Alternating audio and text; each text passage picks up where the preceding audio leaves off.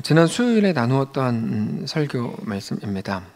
오늘 본문에는 완벽한 절망에 빠진 한 여인이 나오는데 그 여인은 두려움에 가득한 모습입니다. 오늘 본문 1절부터 7절 이 짧은 구절 사이에서 완전히 기쁨의 상황으로 이제 변화가 됩니다. 최악의 상황이었는데 기쁨의 상황으로 변화가 되는 게 그리스도인의 삶입니다. 최악의 상황에서 끝나지 않고 기쁨의 상황으로 바뀌는 것이죠. 이게 이제 어떻게 가능했는가 하는 겁니다. 오늘 본문에 나오는 이 여인은 이름도 나오지 않는, 의도적으로 이름도 밝히지 않는 한 여인이었습니다. 이 여인의 남편은 엘리사 선지자의 제자 중에 한 사람이었다, 이렇게만 소개가 됩니다. 1절을 보시면 선지자의 제자들의 아내 중에 한 여인이 그냥 이렇게 나옵니다. 엘리사에게 부르짖어 이르되 당신의 종 나의 남편이 이미 죽었는데 당신의 종이 여호와를 경외한 줄은 당신이 아시는 바니이다. 이제 빚 준 사람이 나에게 와서 내 두 아이를 데려다가 그의 종을 삼고자 합니다.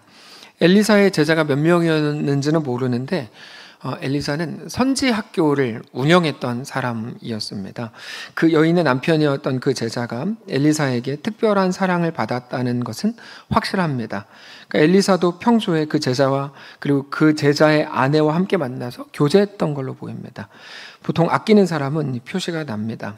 엘리사는 그 여인의 남편이 여호와를 경외했던 것을 잘 알고 있었고 그 가정에 빚이 있다는 것과 빚쟁이들 때문에 못 살겠다고 나와서 엘리사에게 투덜거릴 만큼 가까웠던 사람입니다. 근데 그 제자가 죽은 거죠. 우리가 예수를 잘 믿으면 더 성공하고 더 건강할 거라고 기대하지만 오전에 나눈 것처럼 하나님이 행하시는 방식은 사실 우리의 기대나 생각과 완전히 다른 것이어서 오늘 본문을 보면서 우리가 전혀 놀랄 필요가 없는 겁니다. 그 제자가 죽었는데 마음이 참 아팠겠죠. 장례를 치르고 시간이 좀 지나고 나 보니까 이 가족이 이제 먹고 살 길이 막막해졌습니다. 빚이 늘어났고 빚을 못 갚으니까 빚쟁이가 와가지고 그럼 네 두 아들 있지 않냐, 두 아들 종으로 데려가겠다, 이렇게 이제 협박을 했습니다. 완전히 캄캄하고 답답한 절망의 상황입니다. 이게 이제 우리가 느끼는 이상한 점이죠. 왜냐하면 한 사람이 평생을 하나님을 위해 살았고 하나님의 법과 식대로 살려고 노력을 했는데 결국 돌아온 것은 이런 거는 아니다 라고 해야 될 만큼, 내가 하나님께 물론 대가를 바라고 한 건 아니지만 내가 헌신한 것과 하나님이 주신 결과는 너무 다른 거 아니냐라고 따질 만한 상황이었습니다. 하나님 없는 사람들에게 협박당하고 조롱당하는 현실이죠. 가난한 자를 돕고 세워주기를 원하는 것이 하나님의 마음이라면 하나님의 마음도 전혀 모르는 빚쟁이들과 양아치들이 와가지고 두 아이까지 종으로 데려가겠다고 하는 비참한 결과에 대해서 원망하는 건 어쩌면 당연해 보입니다. 그때 엘리사가 그 여인에게 믿음이 없다 이렇게 다그치지 않고 오히려 안쓰럽게 여깁니다. 2절을 보시면 엘리사가 그에게 이르되 내가 너를 위하여 어떻게 하랴, 너의 집에 무엇이 있는지 내게 말하라. 그가 이르되 계집종의 집에 기름 한 그릇 외에는 아무것도 없습니다 하니 이르되 너는 밖에 나가서 모든 이웃에게 그릇을 빌리라. 빈 그릇을 빌리되 조금 빌리지 말고 너는 너의 두 아들과 함께 들어가서 문을 닫고 그 모든 그릇에 기름을 부어서 차는 대로 옮겨 놓으라. 어떻게든지 문제를 해결해 주려고 최선을 다하죠. 집에 뭐가 있냐? 빈 그릇, 기름 한 병밖에 없습니다. 그러면 마을로 나가서 다른 사람에게 그릇을 좀 빌려라. 빈 그릇으로. 그리고 다 기름을 채워라. 그래서 상황이 역전됐다고 하는 게 오늘 본문입니다. 5절 보시면 그 여인이 물러가서 그의 두 아들과 함께 문을 닫은 후에 그들은 그릇을 그에게로 가져오고 그는 부었더니 그릇에 다 찬지라. 여인이 아들에게 이르되 또 그릇을 내게로 가져오라 하니 아들이 이르되 다른 그릇이 더 이상 없습니다 하니 그릇의 기름이 곧 그쳤더라. 그 여인이 하나님의 사람에게 나가서 말하니 그가 이르되 너는 가서 기름을 팔아 빚을 갚고 남은 것으로 너와 너의 두 아들이 생활하라. 너무 행복한 본문입니다. 1절에서 문제가 있어서 나왔는데 곧바로 다 해결되더니 7절에서 문제가 다 해결된 거예요. 너무 행복하죠. 그것도 해결책을 직접 가르쳐 주시고 해결되니까 너무 좋죠. 자, 오늘 본문에 나오는 이 여인의 이야기는 우리 삶의 모든 과정을 완전히 축소판으로 보여주는 굉장히 소중한 본문입니다. 우리는 오늘 본문을 통해서 먼저 하나님이 누구신지를 확인해야 됩니다. 하나님은 우리 삶에 있는 모든 것들을 가장 완전한 선으로 이끄신다는 사실을 우리는 확인하고 가야 됩니다. 하나님이 결국 행하시고 이루신다, 이거죠. 우리는 아직 중간까지밖에 못 산 사람들입니다. 그래서 우리의 결과를 살아본 사람은 아무도 없습니다. 내 삶은 왜 이러냐? 오늘 본문에 나온 여인의 삶은 이렇게 복된데 이렇게 말할 수 없는 이유는 우리의 삶은 아직 결론까지 가지 않았기 때문입니다. 어떤 사람이 교회 잘 다녔는데 그 사람은 아무리 기도를 해도 끝내 부자가 못 되고 죽었다. 그건 어떻게 설명할 거냐? 여러분, 현상은 그렇게 보였을지 몰라도 그 사람 내면에서 하나님이 무슨 일을 행하셨고 어떤 마음을 주셨고 어떤 행복과 어떤 감격을 주셨는지, 특별히 하나님이 그 사람의 모든 고통과 곤고함을 통해서 그를 어떻게 만나 주셨는지에 대해서는 누구도 모르기 때문에 쉽게 말할 수 없습니다. 단지 그가 지금 무슨 일을 겪고 있다라고 하는 한 사람의 현상과 상황만을 가지고 그 인생을 판단하는 건 너무 부족한 판단이고 거지 같은 판단입니다. 거지 같다는 말은 욕이 아니고 그분의 생각이 참 가난하다라는 말입니다. 그렇게밖에 못 보는 게 너무 불쌍하다 이거죠. 초라한 생각입니다. 우리 삶을 하나님이 어쨌든 결국 완성하실 거라는 사실을 우리는 기억해야 합니다. 물론 지금의 모습으로는 상상이 안 되죠. 이게 진짜 어떻게 바뀌고 어떻게 새로워질까라고 하는 건 그 상황 속에서는 상상이 안 됩니다. 그러나 우리는 상상이 안 되는 그 한가운데에서도 하나님을 믿어야죠. 우리가 상상이 안 되는 건 우리 상황이 어렵기 때문이라기보다 우리 연약함 때문입니다. 우리가 힘들면 어떤 것도 좋은 상상이 안 됩니다. 소망이 사라지죠. 누구랑 싸웠어요. 그러면 회복이라는 거는 머릿속에만 있는 거고 상상이 잘 안 될걸요. 우리가 그렇습니다. 아프고 외로울 때 그래서 가끔 야 개라도 키워봐 라고 말하면 대번에 그런다고 내가 뭐가 달라지냐, 지금 내 상황을 몰라서 그런다, 겨우 개를 키우라는 게 답이 되냐 이렇게 말하겠죠. 그랬다가도 실제로 강아지를 키우면 이게 또 달라지는 사람들이 너무 많습니다. 아무것도 아닌 것 같은 처방이라고 할 수도 없는 일들인데 그거를 통해서 내 삶이 바뀌는 게 너무너무 많죠. 박노식 시사님 그렇죠. 예. 그냥 고민할 필요도 없어요. 네, 이렇게 하잖아요. 이게 믿음으로만 나오는 대답이 아니에요. 그러니까 이게 뭐냐면 키워봐야 나오는 거거든요. 루키. 말할 수 없는. 원래 비숑은 그런 거예요. 비숑은 원래 그게 벨기에에서도 심리치료견이거든요. 알고 계시죠? 몰라요. 근데 이제 심리치료견이에요. 그래서 저도 마음이 우울할 때는 밀키를 항상 품에 안고 있어요. 그렇게 회복이 되고 하나님께서 보내신 성령, 하여튼 근데 하나님께서 하여튼 회복이 막 된다니까요. 이게 아무것도 아닌 것 같은데 우리가 상상을 못했던 것 뿐이에요. 조금만 굉장히 많은 큰 변화가 생겨요. 근데 우리는 어떤 상황이 딱 되면 상상을 못하는 거죠. 그러니까 마음속에서 온통 부정적인 생각만 들죠. 내가 화해를 한다고 해서 좋아진다고 해도 별로 그러고 싶지 않은데요. 이렇게. 네. 근데 화해를 해서 좋아지면 좋겠지만 그 순간에는 긍정적인 상상이 다 막히는 거죠. 근데 여러분, 우리의 상상력이나 우리 실력과 관계없이 우리 하나님은 가장 완전한 방식으로 우리를 얻으실 겁니다. 우리는 그거를 인정해야 돼요. 본문의 여인이 상상할 수 없는 방식으로, 이런 일이 어떻게 상상이나 했겠습니까? 상상할 수 없는 방식으로 그 삶을 선하게 이끄신 하나님께서 오늘 우리의 삶에도 가장 완전하게 역사하실 것을 믿으실 수 있기를 바랍니다.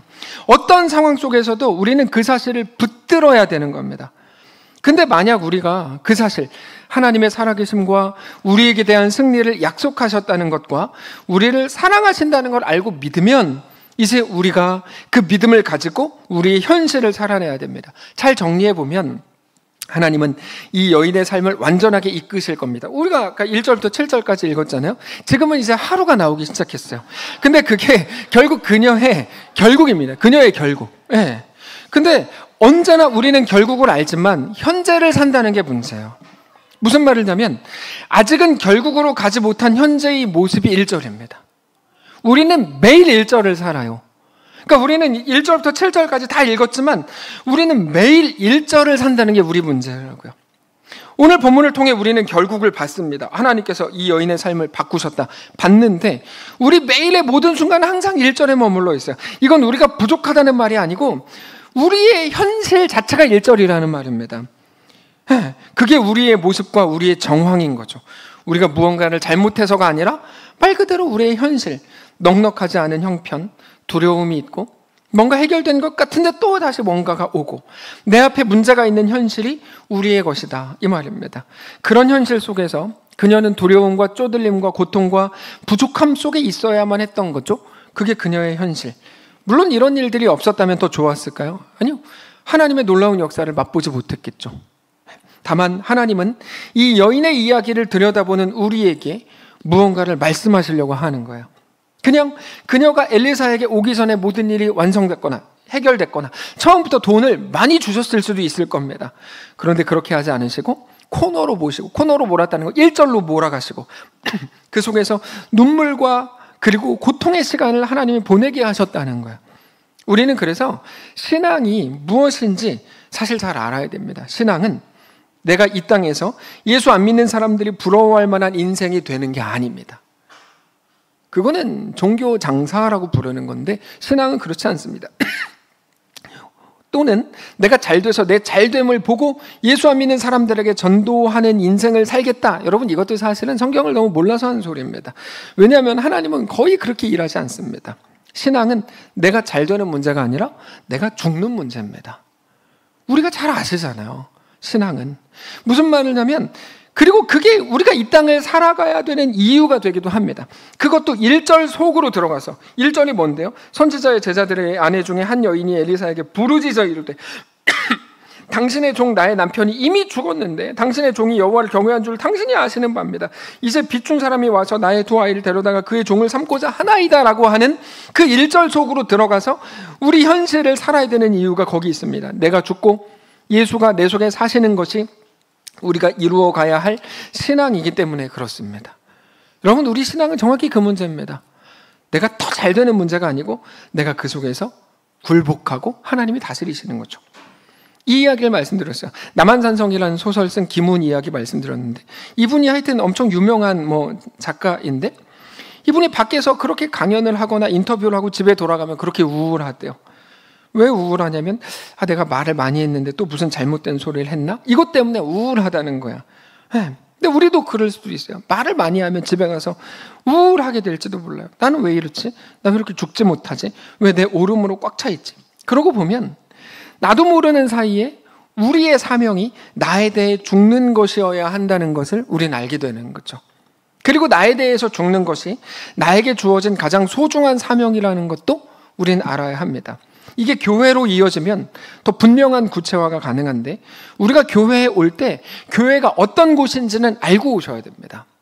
교회는 어떤 곳이죠? 여러분, 교회는 뭡니까? 교회는 하나님의 뜻 앞에서 내 뜻을 죽이는 곳입니다. 교회의 상징은 십자가죠.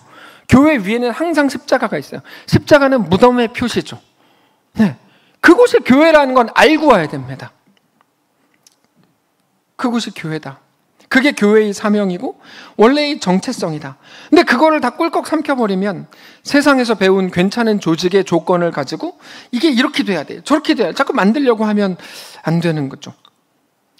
제가 우리 모두인데 내가 살아서 만든 좋은 조직은 여러분 교회라고 부르지 않습니다. 아무리 이상적인 모습이 되어도 그건 교회가 아닙니다. 왜냐하면 교회는 내가 죽고 예수가 사시는 곳인데, 내가 생각한 오름이 꽉 차 있고 진짜 멋있어요. 그건 교회가 아닌 거예요. 교회는 내가 죽고 예수가 사시는 거죠. 제가 어제 이 말을 했어요. 난 교회 가면 너무 행복하다. 저 교회 오면 너무 행복하거든요. 또 어떤 분이 저한테 아마 목사님이 우리 교회에서 최상위 포식자라서 그런 것 같아 이러더라고요. 그런가? 아니, 그거 아닌 것 같아요. 제가 그래서 집에서 생각을 또 많이 했어요. 제 위에 얼마든지 있어요. 박동환 있어요. 이런 분들이 저보다 더 상위 포식자예요. 저 정말 그래. 아까 보셨잖아요. 박하이가 저한테 왜 불 껐어? 그러더라고요. 그래서 미안해. 불 켤게. 제 상위 포식자가 얼마든지 많아요. 그래서는 아닌 것 같아요. 네. 교회는 여러분, 내가 살아서 내가 원하는 곳으로 만드는 곳이 아니에요. 교회는 투쟁하는 곳이 아니에요. 투쟁이라는 거는 내가 살아있어서 하는 건데, 교회는 완전히 반대입니다. 교회는 내가 죽는 곳이죠. 어떤 식으로든지 일절로 들어가는 게 교회예요. 그래서 교회 왔을 때 제일 먼저 해야 되는 사명이 뭐냐면, 여러분 꼭 기억하시고, 이건 우리가 진짜 죽을 때까지 기억하셔야 됩니다. 어제 이공림 권사님이 제 손을 잡고 꼭 목사님이 장례를 치러달라고 계속 얘기하셨어요. 어디서 제가 죽든 그렇게 해달라고. 근데 우리가 기억해야 되는 게, 우리가 죽을 때까지 기억해야 되는 게 교회의 첫 번째 사명 뭐냐면, 마음에 안 드는 사람, 마음에 안 드는 일, 마음에 안 드는 거를 참고 함께 앉아있는 게 교회의 첫 번째 사명입니다. 그게 첫 번째예요. 재밌죠? 그들을 피하면 안 되고, 그건 내가 안 죽겠다는 거거든요. 피하면 안 되고 오히려 그들을 참고 함께 앉아있는 것보다 더 큰 1차적 사명은 없습니다. 저는 권면하기는 부부끼리 앉았으면 좋겠어요. 하여튼 마음에 안 드는 그를 참고 같이 앉아있는 거죠. 네. 정신을 차리십시오. 그렇게 내가 죽을 때 비로소 예수가 사십니다. 에베소서 1장 22절 또 만물을 그의 발 안에 복종하게 하시고 그를 만물 위에 교회의 머리로 삼으셨느니라. 교회는 그의 몸이니 만물 안에서 만물을 충만하게 하시는 이의 충만이니라. 교회는 하나님 앞에 어떻게 굴복할 것인지가 핵심 정체성입니다. 내 마음대로 움직이거나 내 오름이나 내 원함을 관철시키는 것이 아니에요. 그래서 나는 이거 절대 안 돼요. 다른 건 몰라도 이것만큼은 그럴 수 없어요 라고 말하면 그거 해야 됩니다. 그거 해야 돼요. 제가 예전에 그 전도사 사역을 할 때 초등부와 고등부 부서 중 하나를 선택할 수 있는데 담임 목사님께서 저한테 뭐를 하고 싶냐 이렇게 물으셨어요. 여러분 이런 소리에 대해서 우리는 더 자유해줘야 돼요. 네. 그래서 제가 마침 잘 됐다 생각하고 제가 사실 청소년 그때만 해도 청소년에서 이렇게 관심이 있어가지고 제가 고등부 해야 됩니다. 그럼 이유를 쭉 설명했어요. 그랬더니 그분이 그러면 다음 주부터 초등부 들어가 이렇게 얘기를 하셨어요. 저는 그때는 이상했어요. 장난하나? 왜 이렇게 해야지? 이렇게 생각했는데 제가 가장 잘할 수 있는 부서도 제가 생각할 때 고등부였고 거기에서 교회를 위해서도 어떤 결과물을 만들어낼 수 있다고 생각했는데 그때는 교회는 그런 곳이 아니었던 거예요. 교회는 단순해요. 사역자들도 저도 제가 죽고 예수가 사시는 거여야 하는 거죠. 네. 제가 교회에 대해서 착각하고 있었던 거예요. 교회는 다른 곳일 거야. 그러나 교회는 하나님 앞에서 내가 먼저 굴복하고 죽는 곳이었다는 것을 나중에 알게 됐죠. 교회는 그런 곳이구나. 한마디로 하면 오직 하나님이 주인이신 곳, 하나님이 다스리시는 곳이 교회입니다. 그래서 내가 살려고 하면 교회는 그때부터 엄청 불편해집니다. 그러네요. 제가 교회 오면 행복한 이유가 거기 있었네요, 오전사님. 제가 최상의 포식자이기 때문이 아니라 제가 죽고 예수가 사시기를 원했기 때문이네요. 네. 근데 내가 살려고 하면 그때부터 교회가 불편해지고 막 불만이 생겨요. 입술이 툭 튀어나오고 예, 안구 돌출증이 아니라 뭐 이렇게 돌출증 환자가 된다니까요. 내 마음대로 안 되니까. 근데 진짜 불평하는 분들 자세히 보면 자기가 주인이라서 그래요. 자기 왕이면 불편해져요. 마음에 안 들고 감격이 없고. 그러나 반대로 죽은 자는 말이 없죠. 하나님의 행하신 일들, 하나님께서 행하실 일들 때문에 기대하고 감격하죠. 그게 하나님이 교회를 통해 우리 속에서 이루시려고 하는 하나님의 완성입니다. 그러면 일이 안 되고 망하고 질서가 깨져야 되는데 그렇지 않아요. 오히려 정반대입니다. 그때부터 하나님이 일하기 시작합니다. 여러분 꼭 기억하십시오. 그래서 진정한 순종만이 하나님의 놀라운 역사로 이어집니다. 왜냐하면 사람이 만들지 않고 전능하신 하나님이 이끄시기 때문입니다. 오늘 본문으로 보시면 여인의 말은 1절로 끝납니다. 이 여인은 처음에 상황에 갇혀 있었어요. 그러나 엘리사를 통해 들려주시는 하나님의 말씀이 임했을 때 여인은 더 이상 말하지 않아요. 야, 네 집에 뭐가 있느냐? 뭐가 있긴 뭐가 있어요. 아무것도 없는 거 뻔히 알면서. 근데 그래도 네 집에 뭐가 있느냐? 뭐가 있습니다. 아이들이 뺏길 상황이지만 아무것도 없지만 기름 그릇 하나 있습니다. 오케이 됐다. 그러면 더 많이 빌려와라. 그것도 더 많이 빌려와라. 이 여자가 빌려서 빚져가지고 이렇게 됐는데 또 빌려오라는 거예요. 그릇을 근데도 빌려오죠. 왜요? 죽었으니까. 죽었는데 뭐 할 말이 있어요. 빌려오라. 오케이 빌려오겠습니다.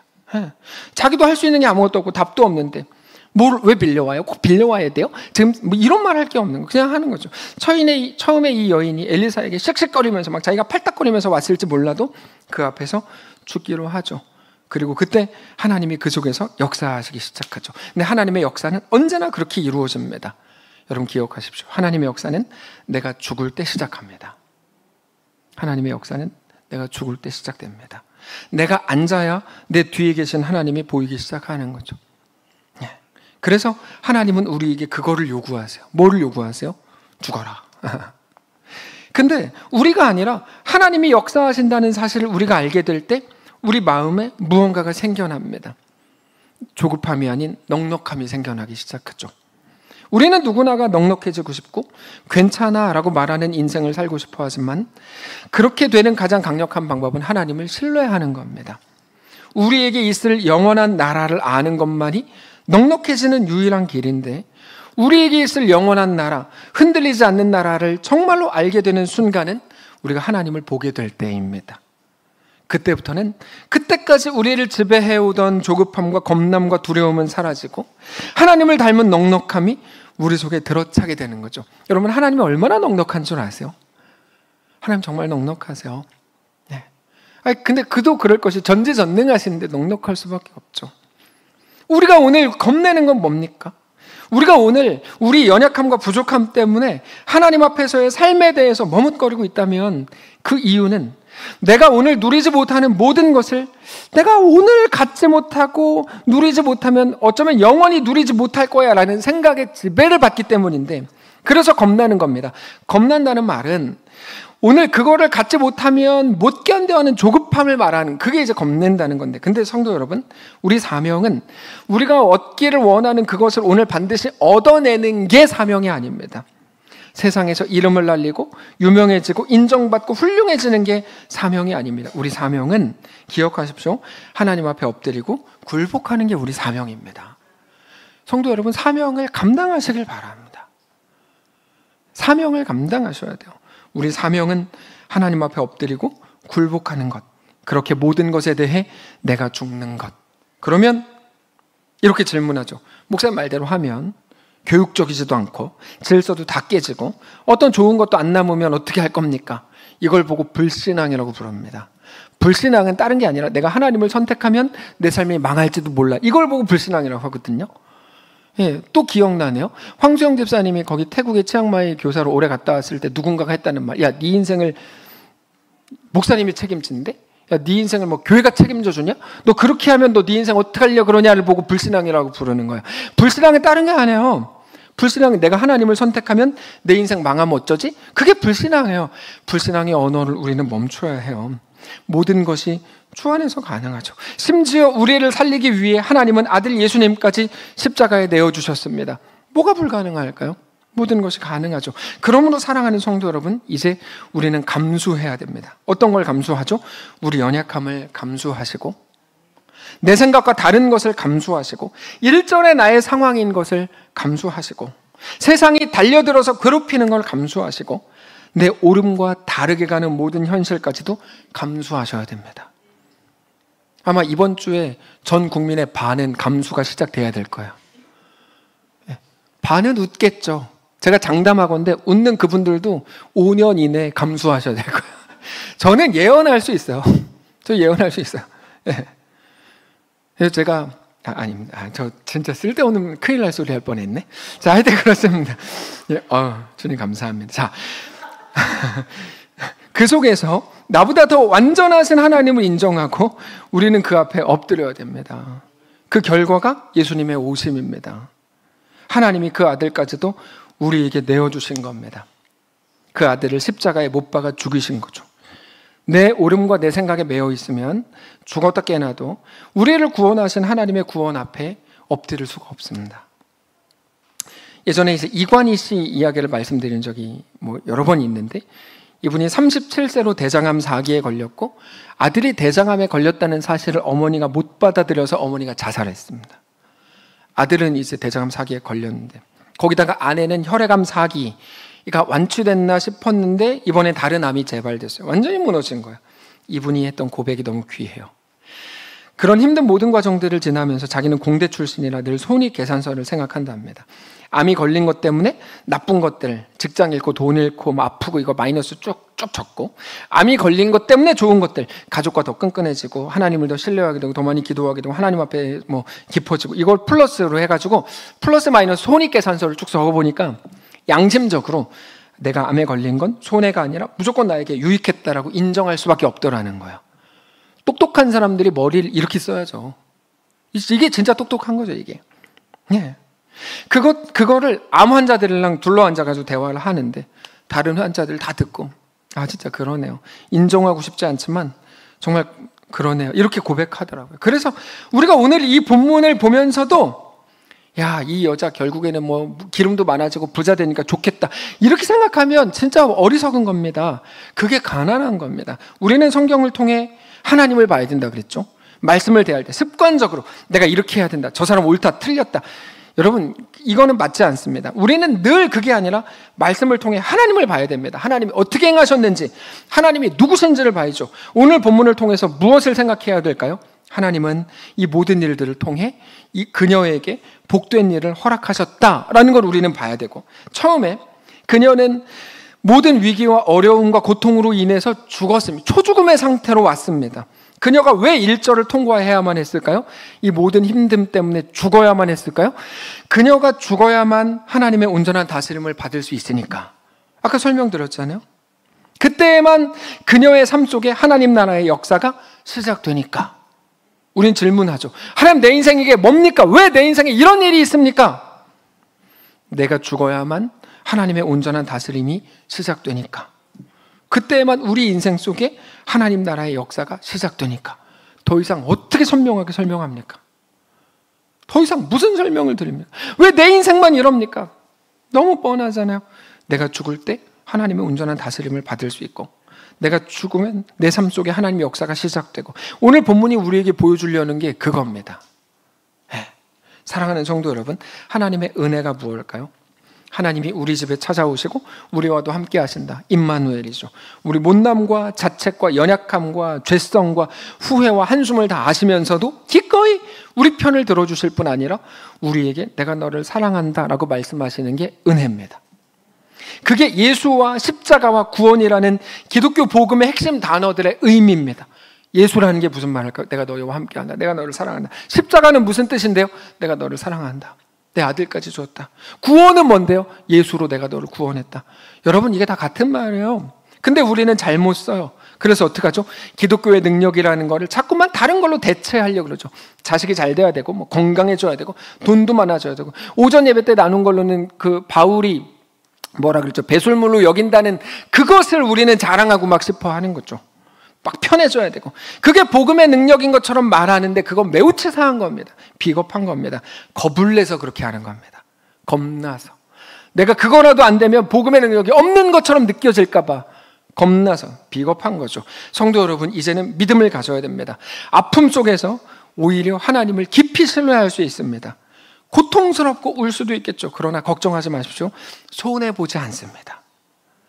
우리는 오늘 울 수 있지만 손해보지 않습니다. 오히려 하나님으로 인해 우리는 더 온전해질 거고 더 하나님을 닮아가게 될 겁니다. 우리의 걱정은 딱 하나죠. 3시 30분이 지났다. 집에 가야 된다. 아니, 예배가 일찍 끝나도 밑에 가서 얘기하고 가시더만. 그래가지고 제가 오늘 이렇게 할 작정입니다. 자, 그게 우리가 좋아하는 고린도후서 6장입니다. 함께 읽겠습니다. 믿음으로 시작. 우리는 시작. 영광과 욕됨으로 그러했으며 악한 이름과 아름다운 이름으로 그러했느니라.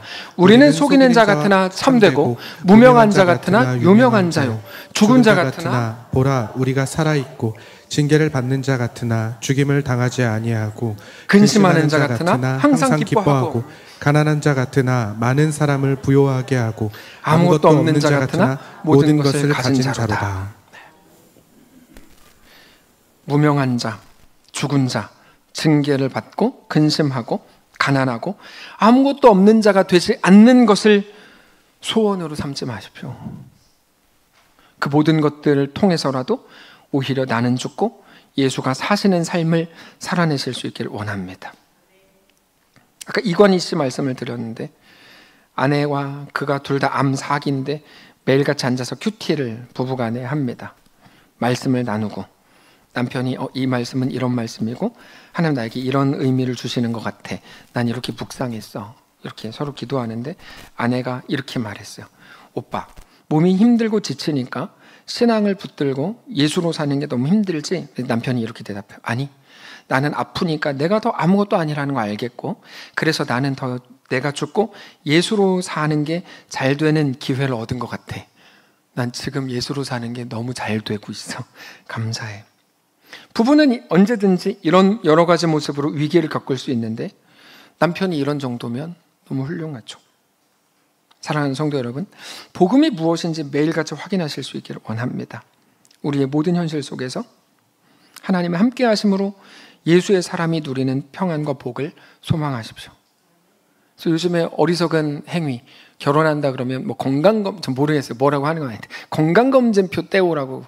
저는 이거에 대해 참 불만해요. 인생이 어떻게 될지도 모르는데 웃기고들 있다 막 이런 생각해요. 저는 오히려 이 말씀을 준비하면서 그때 수요일날도 말씀드렸지만 이런 남편이라면 우리 예인이를 줄 수 있겠다 이런 생각이 들었어요. 건강검진에서 걸러내는 게 아니고 신앙으로 걸러내야 될 거 아니에요. 신앙으로. 하여튼 그렇습니다. 사랑하는 성도 여러분, 진짜 그리스도인의 능력을 가지시기 바랍니다. 우리의 전 인생이 그렇게 하나님으로 인해 그리스도인의 능력을 갖게 되는 우리의 모두가 되시기를 주님 이름으로 축복합니다. 찬양합시다. 환난, 가난과 고난, 수고로움 속에도 성도는 그 믿음을 지켰네. 우리 삶이 이와 같기를 원합니다. 고백합시다. 환난, 가난과 고난, 수고로움 속에도 성도는 그 믿음을 지켰네. 주를 섬기는 일에 자신을 다 드리며 진리의 말씀과 성령으로 그 길을 다시 한번 합시다. 환난, 가난과 고난, 환난, 가난과 고난, 수고로움 속에도 성도는 그 믿음을 지켰네. 주를 섬기는 일에, 주를 섬기는 일에 자신을 다 드리며 진리의 말씀과 성령으로 그 길을 걸었네. 그리스도 안에서 새롭게 하시고 그리스도 안에서 새롭게 하시고 그리스도로 인하여 자유케 되었네. 우리는 무명하나 유명한 자요 죽음의 위기 속에도 생명 가졌고 근심하나 기뻐하며 가난하나 다른 일을 부욕해 하는 눈 감고 고백합시다. 우리는 무명하나 유명한 자요. 우리는 무명하나 유명한 자요 죽음의 위기 속에도 생명 가졌고 근심하나 기뻐하며 가난하나 다른 일을 부욕해 하는 자로다. 하나님, 무명한 자가 되지 않는 것, 죽은 자처럼 살지 않는 것, 징계를 받지 않는 것, 근심하지 않고 가난해지지 않고 아무것도 없는 자가 되지 않는 게 우리의 소원이었던 우리를 새롭게 하셔서 그 모든 것들을 통해서라도 내가 죽고 오직 예수가 사시는 삶을 살기를 원합니다. 참된 하나님 나라가 우리 속에서 회복되기를 원합니다. 하나님, 우리를 다스려 주시고 오셔서 우리의 주인이 되어 주옵소서. 하나님, 우리가 걷게 될 모든 길 위에서 온전히 하나님을 신뢰하고 주님을 사랑하게 하시옵소서. 1절을 살고 있는 사랑하는 성도들, 그 속에 있는 눈물과 한숨과 한탄, 그러나 결국 우리 삶을 완성으로 이끄실 하나님을 오늘 신뢰하게 하시고 하나님을 분명히 믿음으로 모든 상황 속에서 더 넉넉해지고 세상 무엇도 빼앗을 수 없는 진정한 샬롬을 누리는 사랑하는 모든 성도들 우리 전부가 될 수 있도록 축복해 주옵소서. 이번 한 주 어쩌면 새로운 길을 걷게 될 대한민국 가운데 함께 하시고 하나님의 놀라운 은혜를 부어주셔서 모든 것들 가운데 하나님의 은혜를 늘 사모하며 오히려 하나님으로 인해 살만 나는 거룩한 우리 모두의 삶이 될 수 있도록 축복하시옵소서. 우리 주인 되신 살아계신 우리 주 예수님의 이름으로 기도합니다. 아멘. 이제는 우리 구주 예수 그리스도의 은혜와 하나님 아버지의 다함없는 사랑과 성령의 교통인도 역사 위로 함께 하시며 은사가 이 시간 주를 바라보며 예수 안에 허락된 그 길을 믿음으로 담대히 걷기를 소원하는 사랑하는 모든 성도들 머리머리 위에와 그들의 자녀들 그들의 가정 위에 생업 위에 직장 학교 위에 사랑하는 이 교회 위에 이제로부터 영원까지 함께 계실지어다. 아멘.